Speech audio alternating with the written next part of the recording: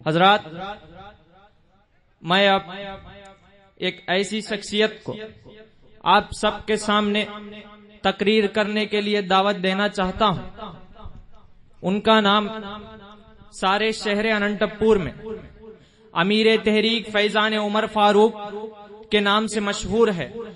حضرات، یہ وہ ایسے شخصیت ہیں کہ وہ نہ ہوتے تو شاید یہاں آپ دیکھ رہے ہیں جو مبلغ تحریک کے نام کا بیج لگا ہوا ہے، وہ سب دین کی راہ میں بھٹک رہے ہوتے، شاید وہ نہ ہوتے۔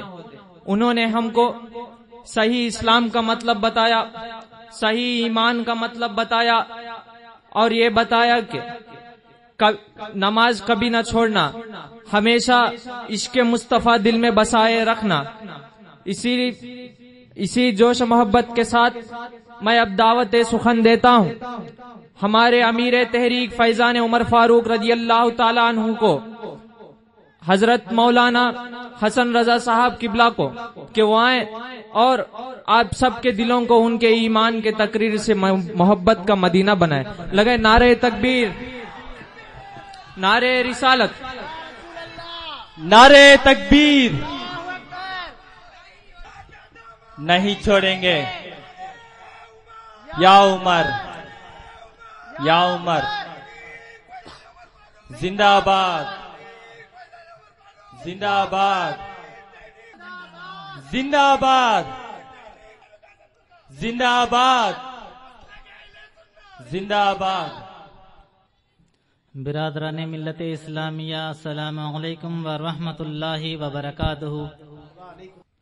الحمد للہ رب العالمین والعاقبۃ للمتقین، الصلاۃ والسلام علی سید الانبیاء والمرسلین وعلی آلہ واصحابہ اجمعین، اما بعد فاعوذ باللہ من الشیطان الرجیم، بسم اللہ الرحمن الرحیم۔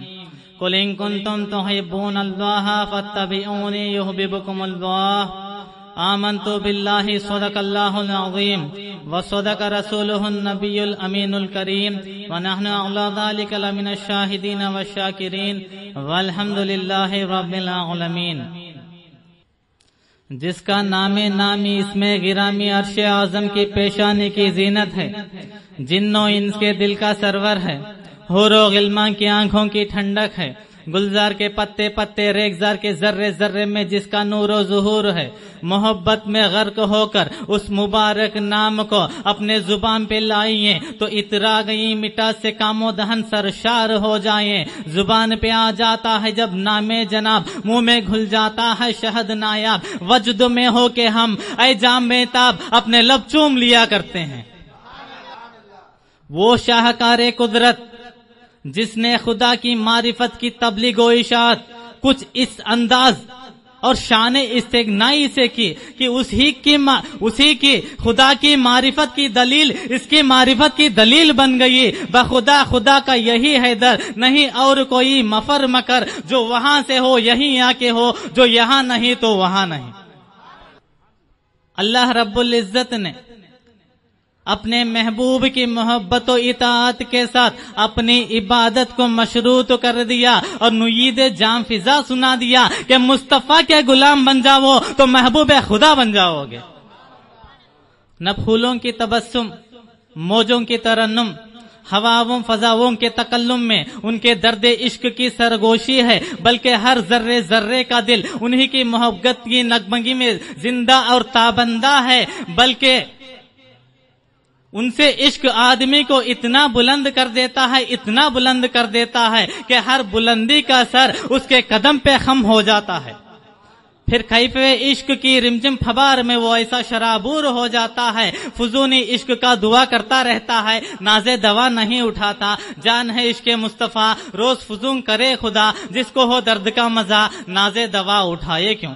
मुस्तफ़ा जाने रहमत शमे बज़्मे हिदायत गुले बागे रिसालत महरे चरखे नबूवत, हम गरीबों के आका, हम फकीरों के दाता, हम यतीमों के सहारा, शाहों के शहनशाह, रसूलों के बादशाह, मक्की के सरकार, मदीने के ताजदार, नाइबे परवरदिगार अहमद मुजतबा मोहम्मद मुस्तफ़ा सल्लल्लाहु तआला अलैहि वसल्लम की बारगाह बेकस पनाह आलिया में अपनी गुलामी का सबूत देते हुए बावाज़ बुलंद दरूद पाक पढ़े। अल्लाहुम्मा सल्ली अला सय्यदिना शफीअना हबीबना नबियना मौलाना मुहम्मद व अला आलि सय्यदिना मुहम्मद व बारिक वसल्लम। अस्सलातु वस्सलामु अलैका या रसूल अल्लाह सल्लल्लाहु तआला अलैहि वसल्लम।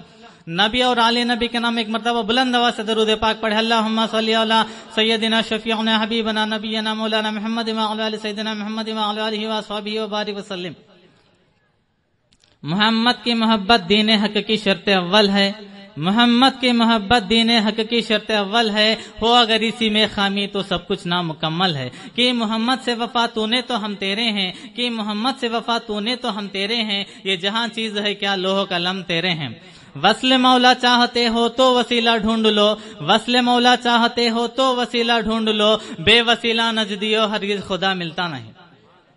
खुतबा मसनूना के बाद जो आयत करीमा तिलावत करने का शरफ हासिल किया वो आयत मुकद्दसा ये है, कुल इन कुंतुम तुहिब्बून अल्लाह फत्तबिऊनी युहिब्बुकुमुल्लाह। अल्लाह पाक फरमाता है, ऐ महबूब आप फरमा दीजिए, ऐ महबूब आप फरमा दीजिए, अगर तुम अल्लाह को अपने दोस्त रखना चाहते हो, मेरी इताअत करो तो अल्लाह तबारक व तआला तुम्हें अपना दोस्त रखेगा। अल्लाह रब्बुल इज्जत से दोस्ती करने के लिए मुस्तफ़ा की इताअत करनी चाहिए। अल्लाह से दोस्ती के लिए मुस्तफ़ा की फरमाबरदारी करनी चाहिए। अल्लाह से दोस्ती के लिए मुस्तफ़ा को राजी करनी चाहिए और अल्लाह से दोस्ती के लिए मुस्तफ़ा की गुलामी इख्तियारी करनी चाहिए।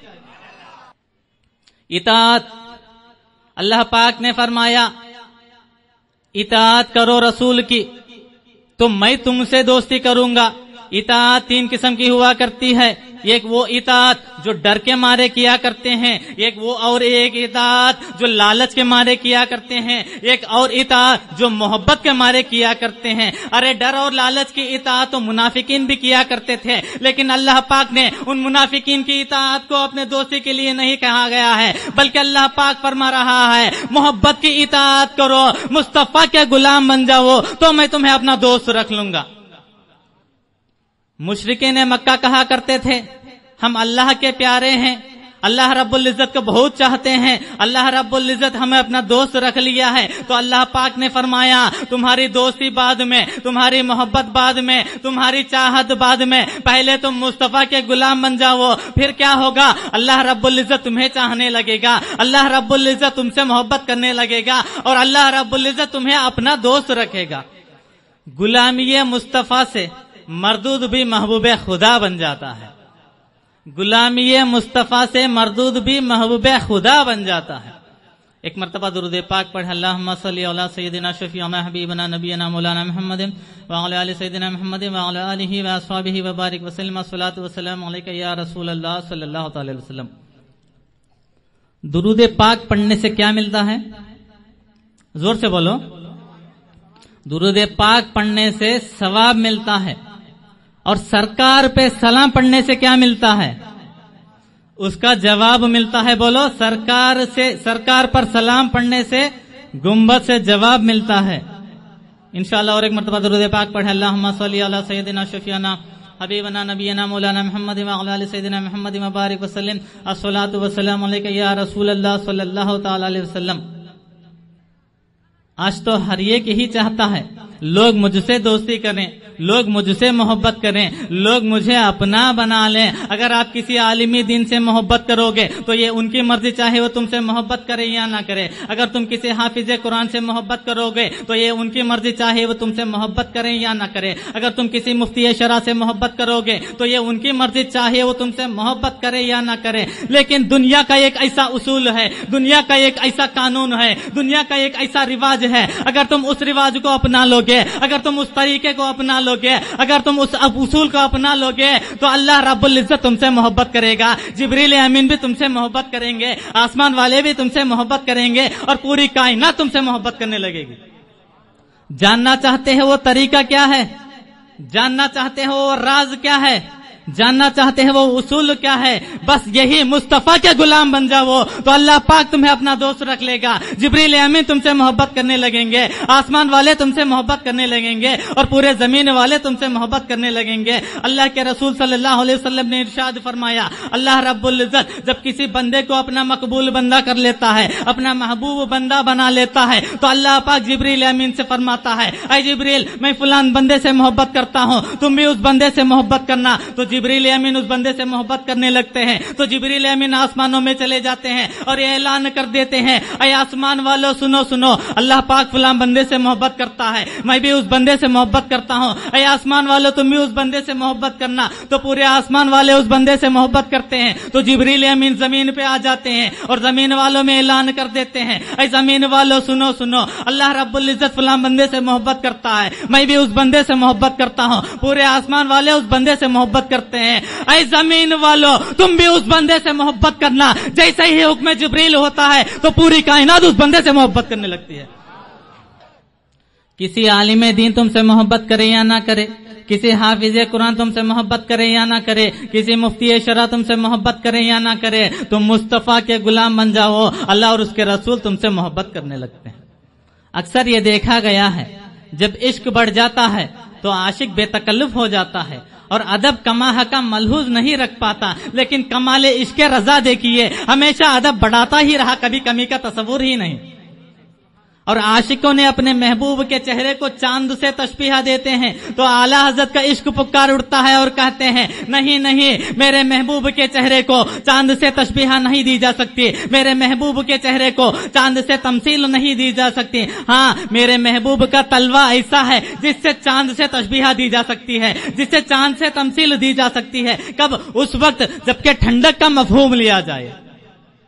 आला हजरत अदब का कितना लिहाज रख रहे हैं, अदब का कितना एहतराम कर रहे हैं। जब आशिक के सीने में आग भड़कती है तो आशिक की ख्वाहिश होती है अपने माशूक का हाथ अपने सीने पर पड़ जाए और दिल को कुछ ठंडक महसूस हो जाए। अगर बेकरारी में कुछ कमी हो जाए तो आशिक की क्या ख्वाहिश होती है और मेरे आला हजरत की क्या ख्वाहिश होती है, समाअत फरमाइए। दिल करो ठंडा मेरा वो कफे पा चांद सा, दिल करो ठंडा मेरा वो कफे पा चांद सा, सीने पे रख दो जरा तुम पे करोड़ों दुरूद। आला हजरत आशिके रसूल भी हैं और गुलामे मुस्तफा भी हैं। अपना गुलाम होना कभी नहीं भूल रहे हैं। क्या गुलाम के लिए क्या कोई कम है?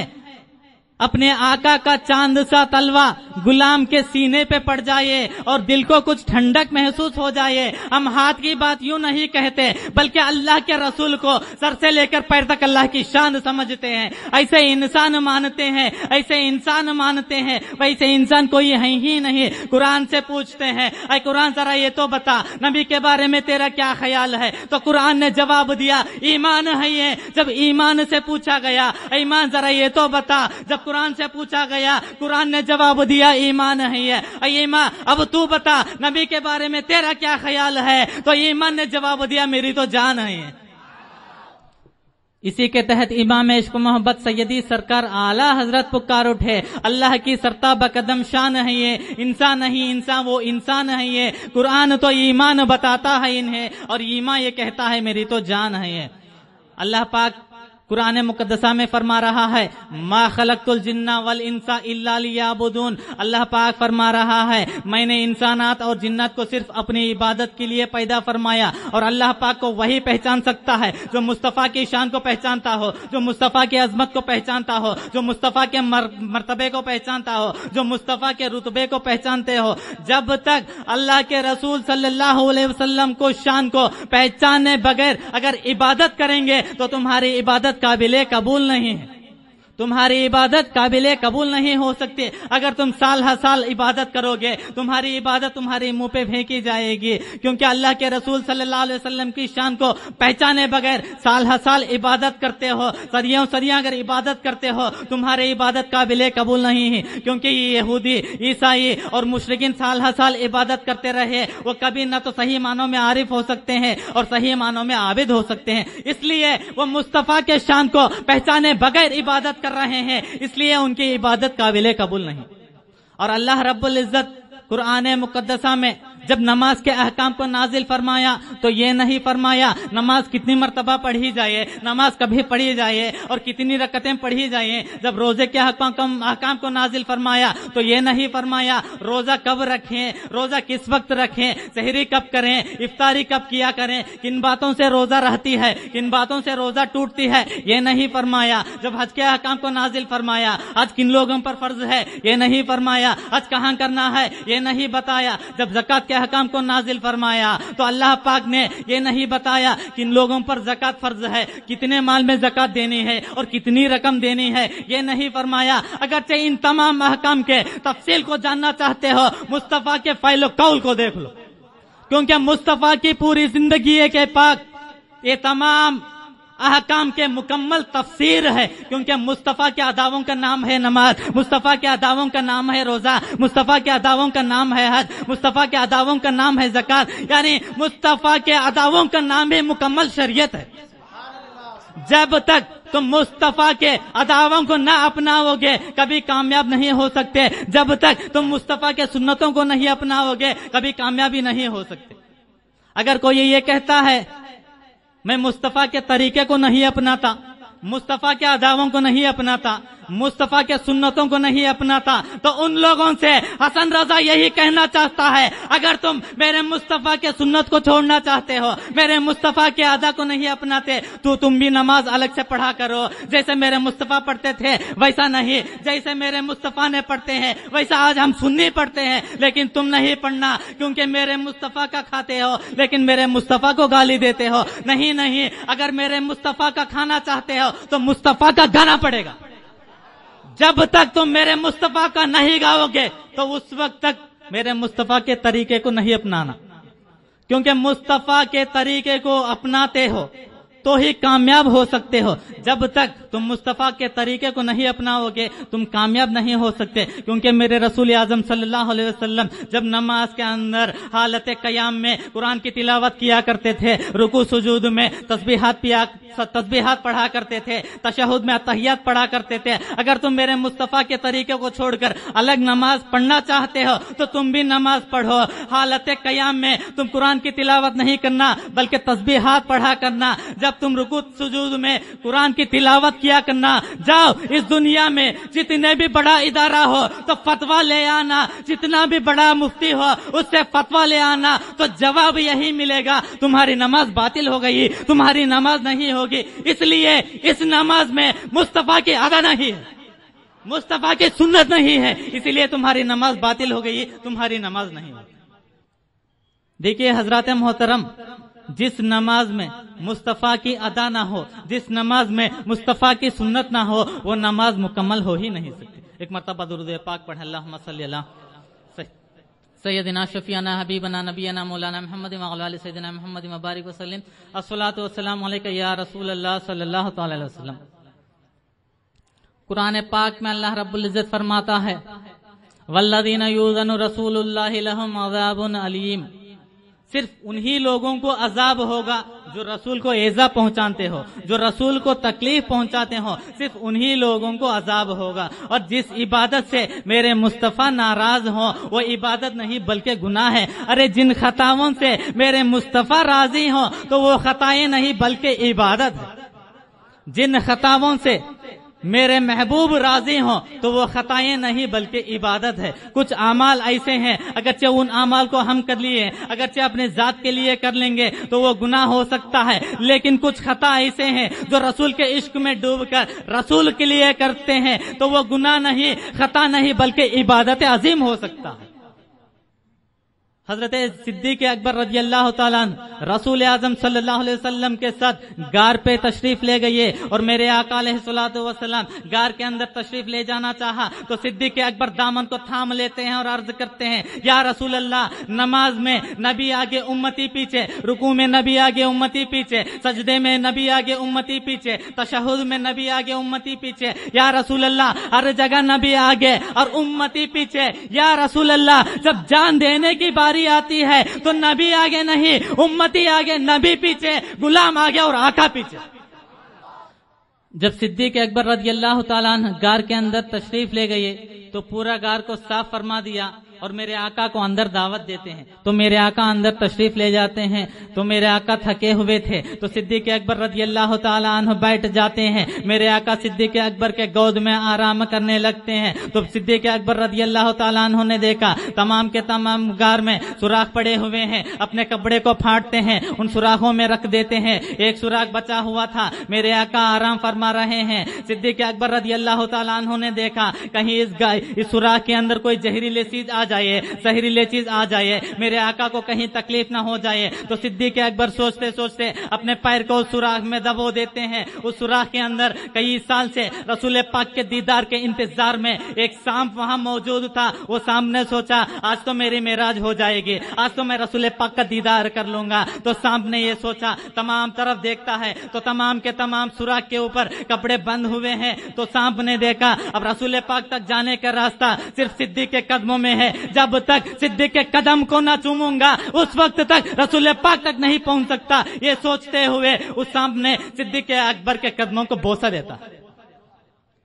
جیسے ہی صدیق اکبر کے قدموں کو سانپ نے چوما تو صدیق اکبر جان گئے ہیں کوئی رسول کا دشمن آ گیا ہے, کوئی زہریلی چیز آ گئی ہے, اب یہ تو رسول کو تکلیف دے دے گی, اب یہ تو رسول کو ایذا دے دے گی. تو صدیق اکبر نے اپنے پیر کو اور بھی دبو دیتے ہیں. تو سانپ نے سوچا ارے واقعی یہ تو جانثار رسول ہیں, اپنے جان تو دے سکتے ہیں لیکن اپنے نبی کی تکلیف کو برداشت نہیں کر سکتے. سانپ نے سوچا اور تھوڑا زور سے بوسا اور تھوڑا زور سے ڈنک مارنا شروع کر دیا, تھوڑا زور سے ڈنک مارنا شروع کر دیا. صدیق اکبر رضی اللہ تعالیٰ عنہ کے جسم میں زہر چڑھنا شروع ہو گیا اور صدیق اکبر رضی اللہ تعالیٰ عنہ کے آنکھوں میں آنسو جاری ہونے والے تھے.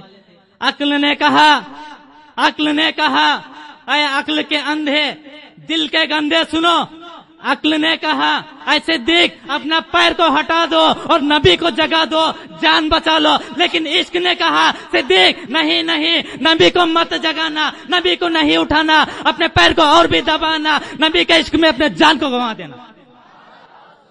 صدیق اکبر نے عقل کا دامن کو چھوڑ دیتے ہیں اور عشق کا دامن کو تھام لیتے ہیں, اپنے پیر کو اور بھی دبا دیتے ہیں. میرے صدیق اکبر کے آنکھوں سے آنسو جاری ہو جاتے ہیں. وہی آنسو میرے آقا علیہ الصلوۃ والسلام کے چہرے پہ پڑتے ہیں تو میرے آقا اٹھ جاتے ہیں اور ارشاد فرماتے ہیں اے صدیق کیا ماجرا ہے, کیوں آپ رو رہے ہیں, آپ کے آنکھوں سے یہ آنسو کیسے. تو میرے صدیق اکبر نے تمام ماجرا بتا دیتے ہیں. تو میرے آقا علیہ الصلوۃ والسلام نے فرمایا اے صدیق مجھے جگانا چاہیے تھا. تو میرے صدیق اکبر نے کہا یا رسول اللہ میں تو غلام مصطفیٰ ہوں, میں تو غلام رسول ہوں, ہم غلام آپ کے شان میں آپ کے لیے اپنی جان کو گنوا سکتے ہیں لیکن آپ کی چھوٹی سی تکلیف کو بھی برداشت نہیں کر سکتے. تو میرے آقا علیہ الصلوۃ والسلام اپنے لباب دہن صدیق اکبر کے جہاں وہ سانپ نے ڈنک مار دیا تھا وہاں لگا دیتے ہیں تو میرے صدیق اکبر صحت یاب ہو جاتے ہیں.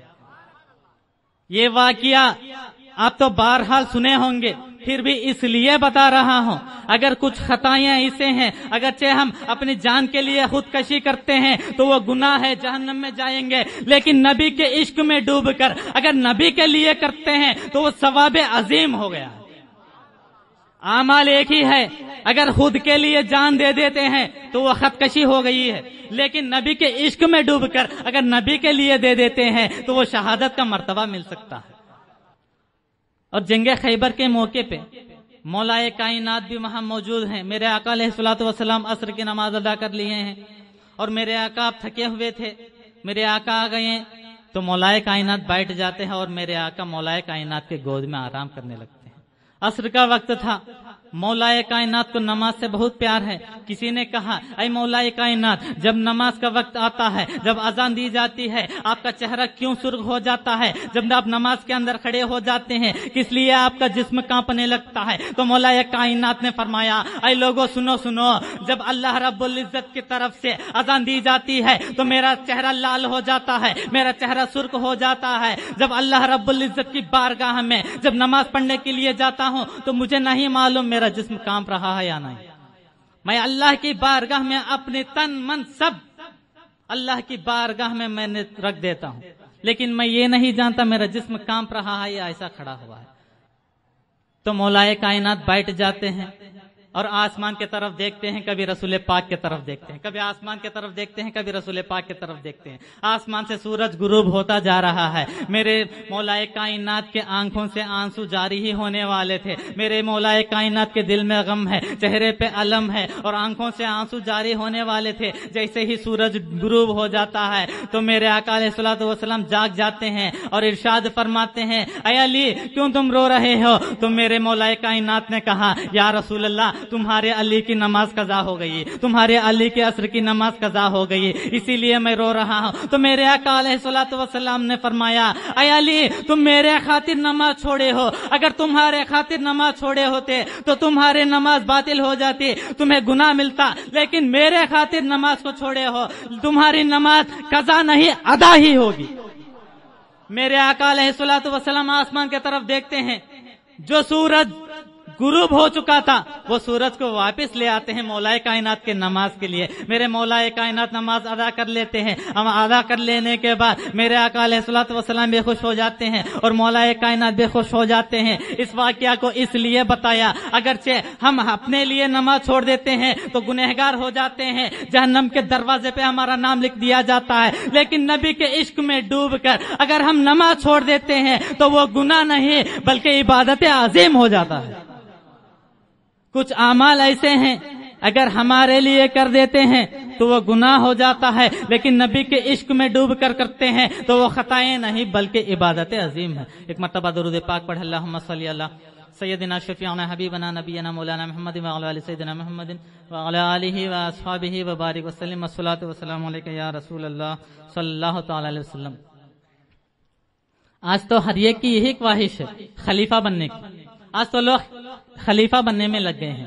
کسی کی خواہش ہے تاج الشریعہ کا خلیفہ بننے کی، کسی کی خواہش ہے حضور شیخ الاسلام کے خلیفہ بننے کی، کسی کی خواہش ہے حضور امین ملت کا خلیفہ بننے کی، کسی کی خواہش ہے حضور سراج ملت کا خلیفہ بننے کی، کسی کی خواہش ہے حضور گلزار ملت کا خلیفہ بننے کی۔ ارے اس تمنے کا کیا عالم جو رسول پاک کا خلیفہ بننا چاہتے ہو، جو رسول پاک صلی اللہ علیہ وسلم کا خلیفہ بننا چاہتا ہو، قرآن پاک کا خلیفہ بننا چاہتا ہو، اس کا کیا عالم ہوگا اور اس تمنے کا کیا عالم ہوگا۔ جو رسول پاک صلی اللہ علیہ وسلم کا خلیفہ بننا چاہتے ہیں وہ ذرا اپنا ہاتھوں کو بلند کریں۔ جو رسول پاک کا خلیفہ بننا چاہتے ہو، جو قرآن پاک کا خلیفہ بننا چاہتے ہو، اگرچہ آپ اس حدیث پر عمل کر لیں گے، اگرچہ آپ اس چھوٹی سے واقعے پر عمل کر لیں گے تو رسول پاک کا خلیفہ بننے کا موقع مل جائے گا، قرآن پاک کا خلیفہ بننے کا موقع مل جائے گا۔ رسول اعظم صلی اللہ علیہ وسلم نے ارشاد فرمایا، جب کوئی خلاف سنت بات پیدا کرنے والے کو جھڑک دیتا ہے، سنت خلاف بات پیدا کرنے والے کو جھڑک دیتا ہے تو اللہ رب العزت اس کے دل کو نور ایمان سے بھر دیتا ہے۔ اگر کوئی شخص ایسے شخص کی توہین کرتا ہے تو اللہ رب العزت قیامت کے روز اسے بے خوف کر دیتا ہے، اور جو کوئی نیکی کی دعوت دیتا ہے، ایسے برائیوں سے روکتا ہے تو اس زمین پر اللہ رب العزت اس کا کلام قرآن مقدسہ اور اس کے رسول صلی اللہ علیہ وسلم کا وہ خلیفہ بن جاتا ہے۔ شرط یہ ہے، عمل یہ ہے، جو سنتوں کے خلاف بات پیدا کرنے والے کو روکنا چاہیے۔ اگرچہ تم روک دو گے تو رسول پاک کا خلیفہ بننے کا موقع مل جاتا ہے۔ ارے کسی کا خلیفہ بنو گے یا نہ گو، لیکن رسول پاک کا خلیفہ بننے کا تو موقع مل رہا ہے۔ ایک مرتبہ درود پاک پڑھ، اللہم صلی علی سیدنا شفیعنا حبیبنا نبینا مولانا محمد وعلی آل سیدنا محمد وعلی آلہ واصحابہ وبارک وسلم، الصلاۃ والسلام علیک یا رسول اللہ صلی اللہ تعالی وسلم۔ سچی عاشقی ایک یہ بھی علامت ہے، بلکہ اپنے محبوب کا دیار، اس کا ملک، اس کا شہر، اس کی گلی، اس کا گھر سے بھی اچھا لگنا لگتا ہے، بلکہ اس کے نظر میں سارے جہاں سے اچھا اپنے محبوب کا شہر لگنے لگتا ہے، سارے جہاں سے اچھا اپنے محبوب کا شہر لگنے لگتا ہے۔ مولانا روم رحمت اللہ علیہ نقل کرتے ہیں، کسی نے مجنوں سے کہا، اے مجنوں تمہیں کون سا شہر سب سے اچھا لگنے لگتا ہے؟ تو مجنوں نے جواب دیا، جہاں میرا محبوب رہتا ہے وہ شہر مجھے سب سے اچھا لگنے لگتا ہے۔ اور اللہ رب العزت کو اپنے محبوب کا شہر مکۃ المکرمہ سب سے اچھا لگنا لگتا ہے۔ اسی لیے قرآن مقدسہ میں فرما رہا ہے لا اقسم بہذا البلد وانت حل بہذا البلد. اللہ رب العزت قرآن مقدسہ میں اپنے محبوب کا شہر مکے کو اللہ رب العزت نے وہاں گواہی دیتا ہوا قسم کھاتا ہوا اپنے محبوب کے شہر کی عظمتیت کو اور افضلیت کو اور محبوبیت کو بتاتا ہوا فرما رہا ہے وانت حل بہذا البلد. اللہ رب العزت کو مکۃ المکرمہ اس لیے پیارا ہے, مکۃ المکرمہ اس لیے پسند ہے, اللہ رب العزت کو مکۃ المکرمہ اس لیے عظمت ہے, اس لیے مکۃ المکرمہ کو میرے محبوب کے قدم لگ گئے ہیں. اسی لیے اللہ رب العزت کو مکۃ المکرمہ سب سے پیارا ہے. اور عاشق رسول اعلی حضرت سے پوچھا گیا اے اعلی حضرت تمہیں کون سا شہر سب سے اچھا لگنے لگتا ہے؟ تو میرے اعلی حضرت نے فرمایا جہاں میرا محبوب رہتا ہے وہ مدینہ مجھے اچھا لگنے لگتا ہے, وہ مدینہ مجھے اچھا لگنے لگتا ہے, اس لیے قیامت تک میرے محبوب وہاں آرام فرما ہے. کسی عاشق رسول سے پوچھا گیا اے عاشق رسول ذرا یہ تو بتاؤ مکہ عظمت والا یا مدینہ عظمت والا؟ تو اس عاشق رسول نے جواب دیا مدینہ عظمت والا. تو اس سے کہا گیا ارے جب مکے میں ایک نیکی کرتے ہو تو 1,00,000 نیکی کرنے کا ثواب ملتا ہے, مدینے میں ایک نیکی کرتے ہو تو 50,000 نیکی کرنے کا ثواب ملتا ہے, اب تو مکہ ہی افضل ہوا. تو اس عاشق رسول نے کہا نہیں نہیں مدینہ ہی بہتر ہے, مدینہ ہی افضل ہے. فاروق اعظم سے پوچھا گیا اے فاروق اعظم کیا مکہ عظمت والا یا مدینہ عظمت والا؟ تو فاروق اعظم نے فرمایا المدینہ تو خیر لهم لو كانوا يعلمون, یعنی مدینہ بہتر ہے. امام اعظم سے پوچھا گیا تو امام اعظم نے فرمایا مدینہ بہتر ہے. امام شافعی سے پوچھا گیا تو امام شافعی نے فرمایا مدینہ بہتر ہے. عبدالحق محدث دہلوی رحمت اللہ علیہ نے فرمایا مکے سے مدینہ افضل ہے, اس لیے مکۃ المکرمہ میں اگر تم ایک نیکی کرتے ہو تو 1,00,000 نیکیوں کا ثواب ملتا ہے, مدینہ المنورہ میں ایک نیکی کرتے ہو تو تمہیں 50,000 نیکیوں کا ثواب ملتا ہے, لیکن مکۃ المکرمہ میں اگر یہ گناہ کرتے ہو تو 1,00,000 گناہ لکھ دے جاتے ہیں, لیکن مدینہ المنورہ میں یہ ایک گناہ کرتے ہو تو صرف ایک ہی گناہ لکھ دی جاتی ہے. اسی لیے فرمایا مدینہ بہتر ہے اور مدینہ افضل ہے. یہ جو قبروں کے دشمن ہیں نا, ہم مسلمانوں کو مزارات پہ جانے سے روک رہے ہیں, ہم مسلمانوں کو اللہ والوں کے مزارات پہ جانے سے روک رہے ہیں, بلکہ یہ ان کا طریقہ آج کا نہیں ہے, ان کا استاد شیطان کا. جب اللہ رب العزت حضرت آدم کو پیدا فرمایا تو سجدہ کرنے کا حکم دیا تو شیطان نے کہا میں نہیں کرتا. تو اللہ پاک نے فرمایا اے شیطان حضرت آدم کو میں اپنے دستے قدرت سے پیدا کیا, تو سجدہ کر. تو شیطان نے کہا انا خیر من, میں اس سے بہتر ہوں, میں نہیں کروں گا. تو اللہ رب العزت کو اس ادا پسند نہیں آئی, اپنے دربار سے نکال کر دنیا میں پھینک دیا, وہ قیامت تک بھٹکتا ہی رہے. جب حضرت نوح علیہ الصلوۃ والسلام کی کشتی جودی پہاڑ سے لگی کنارہ کش ہو گئی تو شیطان بھی وہاں جا پہنچا. تو حضرت نوح علیہ السلام نے فرمایا اے تو کون ہے؟ تو حضرت نوح علیہ السلام سے وہ جواب دیا میں شیطان ہوں. تو کیا چاہتا ہے؟ تو شیطان نے کہا میں اللہ کی بارگاہ میں توبہ کرتا ہوں, میری معافی چاہتا ہوں. اے نوح علیہ الصلوۃ والسلام آپ اللہ کی بارگاہ میں میری سفارش کر دیں, اللہ رب العزت میری توبہ کو قبول فرما دے. تو حضرت نوح علیہ السلام نے فرمایا یا الہ العالمین تو نے تو سن لیا ہے, شیطان تیری بارگاہ میں توبہ کر رہا ہے, شیطان تیری بارگاہ میں معافی طلب کر رہا ہے, تو اسے معاف فرما دے. تو اللہ پاک نے فرمایا اے نوح میں اسے معاف ضرور کرتا ہوں, میں اس کی توبہ ضرور قبول کرتا ہوں, لیکن وہ میرے نبی حضرت آدم علیہ السلام کے قبر کے پاس جا کر, ذرا غور کریں, قبر کے پاس جا کر سجدہ کرنے سے میں اس کی توبہ کو ضرور قبول کر سکتا ہوں, میں اسے ضرور معاف فرما سکتا ہوں. تو حضرت نوح علیہ السلام نے فرمایا اے شیطان لعین حکم خداوندی ہے, تم حضرت آدم علیہ السلام کی قبر کے پاس جا کر سجدہ کر لینا. تو شیطان نے کہا اے نوح علیہ الصلوۃ والسلام جب حضرت آدم زندہ تھے میں اسی وقت سجدہ نہیں کیا تھا, معاذ اللہ وہ تو آج مردہ ہو گئے ہیں, میں کیسے کر سکتا ہوں, میں سجدہ نہیں کروں گا. تو اللہ رب العزت کو اس ادا پسند نہیں آئی, اسی لیے شیطان کو مردود کر دیا, اپنے دربار سے نکال کر دنیا میں پھینک دیا. اس سے کیا پتا چلا یہ جو ہم سنیوں کو مزارات سے روکنے کا جو طریقہ یہ ان کا آج سے نہیں بلکہ ان کے باپ دادا شیطان سے شروع ہے. اگرچہ کوئی آپ سے یہ کہیں تو انہیں یہ واقعہ سنا دینا. نزہت المجالس میں یہ واقعہ روایت کیا گیا ہے, ان لوگوں کو آپ یہ واقعہ سنا دینا, بلکہ اللہ والوں کے مزارات پہ جانے سے ہمارا ایمان تازہ ہو جاتا ہے اور ہمارے تمام تکالیفیں دور ہو جاتے ہیں اور ہمارے تمام پریشانیاں دور ہو جاتے ہیں. دیکھیے حضرات محترم, یہ کون تھا؟ شیطان لعین تھا. یہ تو اللہ کا دشمن ہے نا، بولو اللہ کا دشمن ہے نا، نبیوں کا دشمن ہے نا، ولیوں کا دشمن ہے نا، ہم سنیوں کا بھی دشمن ہے نا۔ جب شیطان کو اللہ رب العزت اتنی طاقت عطا کر سکتا ہے، شیطان کو اتنی طاقت، چاہے وہ نماز میں بھی آتا ہے، چاہے وہ سجدے میں بھی آتا ہے، اگر ہم تلاوت قرآن پاک کرتے ہیں تو وہیں بھی آ جا سکتا ہے۔ جب شیطان اللہ کا دشمن ہے، اتنی طاقت عطا کر سکتا ہے تو اللہ والوں کو کتنی طاقت عطا کرا ہوگا، اللہ کے نبیوں کو کتنی طاقت عطا کرا ہوگا، اللہ کے صحابہ کو کتنی طاقت عطا کرا ہوگا، اور اللہ والوں کو کتنی طاقت عطا کیا ہوگا۔ شیطان کو اتنی طاقت کہیں بھی آ سکتا ہے۔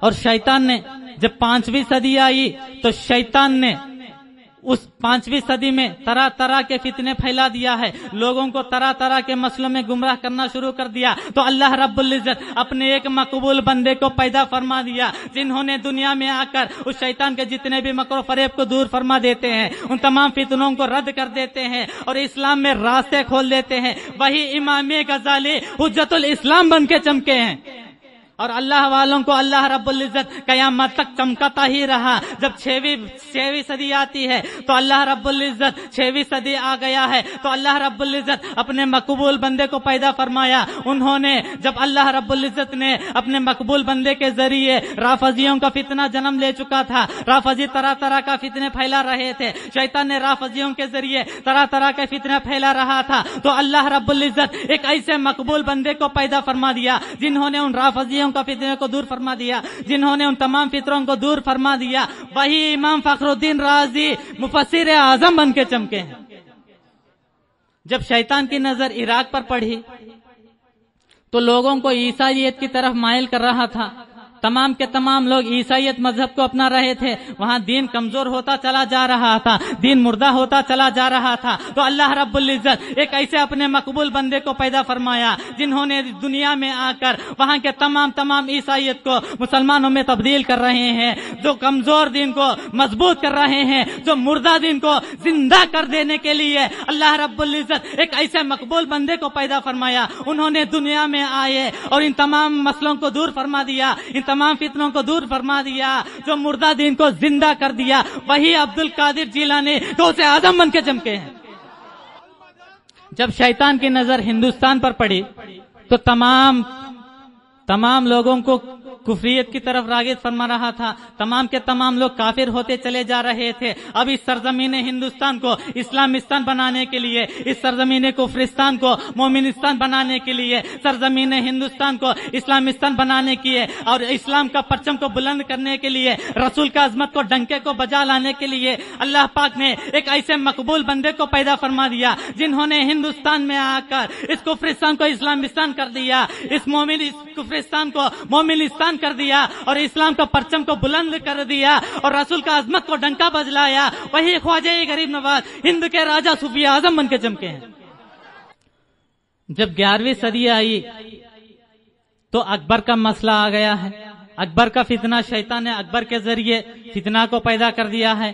اکبر نے ایک دین الہی کو قائم کیا، سارے مذہب ایک ہیں، سارے خدا ایک ہیں، ہر کسی کو پوجا جا سکتا ہے، ہر کسی کو مانا جا سکتا ہے۔ تو اللہ رب العزت اس 11ویں صدی میں اس دین الہی کو رد کرنے کے لیے، اس دین الہی کو مٹانے کے لیے ایک ایسے مقبول بندے کو پیدا فرما دیا جنہوں نے دنیا میں آ کر اس اکبر کے فتنے کو دور کر دیا، اس دین الہی کو رد فرما دیا۔ وہی مجدد الف ثانی امام ربانی بن کے چمکے ہیں۔ جب شیطان کی نظر 14ویں صدی میں پڑی تو شیطان کبھی تکبیری کے روپ میں آیا، کبھی وہابی کے روپ میں آیا، کبھی نجدی کے روپ میں آیا، کوئی نبی کو گالی دے رہا ہے، کوئی صحابہ کو طعنہ دے رہا ہے۔ تو اللہ رب العزت ان تبلیغیوں کو رد فرمانے کے لیے، ان وہابیوں کو رد فرمانے کے لیے، ان نجدیوں کو رد فرمانے کے لیے، ان خادیوں کو رد فرمانے کے لیے ایک ایسے مقبول بندے کو پیدا فرما دیا جنہوں نے دنیا میں آ کر، جنہوں نے سرزمین میں بریلی میں آ کر ان تمام فتنوں کو رد فرما دیا، تبلیغیوں کا فتنے کو رد فرما دیا، وہابیوں کا فتنے کو رد فرما دیا۔ وہی اعلی حضرت مجدد اعظم بن کے چمکے ہیں۔ शैतान अपने रूप को बदला सकता है, अपना रंग को बदला सकता है, अपना भेष बदला सकता है। शैतान कभी अशरफ अली थानवी के रूप में आता है, कभी कासिम नानोतवी के रूप में आता है, कभी रशीद अहमद गंगोही के रूप में आता है, आज तो जाकिर नायक के रूप में भी आ गया है। इन तमाम लोगों को रद्द करने के लिए, इन तमाम लोगों को मुंहतोड़ जवाब देने के लिए अल्लाह रब्बुल इज्जत अपने मकबूल बंदे को खड़ा कर दिया है। कभी अशरफ अली थानवी का फितना आ गया, कभी रशीद अहमद गंगोही का फितना आ गया, कभी कासिम नानोतवी का फितना आ गया, कभी जाकिर नायक का फितना आ गया, तो अल्लाह रब्बुल इज्जत अपने दोस्तों को खड़ा कर दिया। अल्लाह पाक ने कभी इमाम मोहम्मद रजा मुजद्दिद आजम को खड़ा कर दिया, कभी मुहद्दिस आजम हिंद मोहम्मद मियां को खड़ा कर दिया, कभी हुज्जतुल इस्लाम हामिद रजा को खड़ा कर दिया, और कभी मुफ्ती आजम मुस्तफा रजा को खड़ा कर दिया। अल्लाह के वली हर हमेशा हम सुन्नियों के मददगार हैं, हर हमेशा इंशाअल्लाह दुनिया में भी मददगार हैं, कल कयामत में भी जरूर मददगार होंगे। एक मरतबा दरूद पाक पढ़े, अल्लाहुम्मा सल्ली अला सैयदना शफीअना हबीबना नबीना मौलाना मुहम्मद व अला आलि सैयदना मुहम्मद व अला आलिहि व अस्हाबिहि व बारिक वसल्लम। अस्सलातु वस्सलामु अलैका या रसूलल्लाह सल्लल्लाहु अलैहि वसल्लम। आज तो हर बात में मजबूरी का बहाना बता देते हैं, हर छोटी मोटी बात पे मजबूरी, हर बात पे मजबूरी। वहाबियों से मेल मिलाप क्यों रखते हो तो कहते हैं मजबूरी, वहाबियों से शादी ब्याह क्यों करते हो तो कहते हैं मजबूरी। देखिए हजरत मोहतरम, मजबूरियां दो किस्म की हुआ करती हैं, एक वो मजबूरी जो खुद मजबूर हो जाते हैं, दूसरी वो मजबूरी जबरदस्ती किया जाता है। अब आप ही फैसला कीजिए, क्या आप खुद मजबूर हो रहे हैं, क्या आपको मजबूर किया जा रहा है? अरे हमारी क्या मजबूरी है? करबला की धरती पे इमाम हुसैन अपने अहलो अयाल के साथ 72 जान निसार मुस्तफा के साथ करबला के मैदान में है, और यजीद ने कहा इमाम हुसैन अगरचे आप अपना हाथ मेरे हाथ में नहीं देंगे, अगर आप अपना हाथ मेरे हाथ में नहीं दोगे तो तमाम अल्लाह के राह में शहीद होना पड़ेगा। तो मेरे इमाम हुसैन खामोश रहे। यजीद ने कहा इमाम हुसैन अपने हाथ मेरे हाथ में दे दो, मैं तुम्हें सल्तनत दे दूंगा, मालो दौलत अता करूंगा,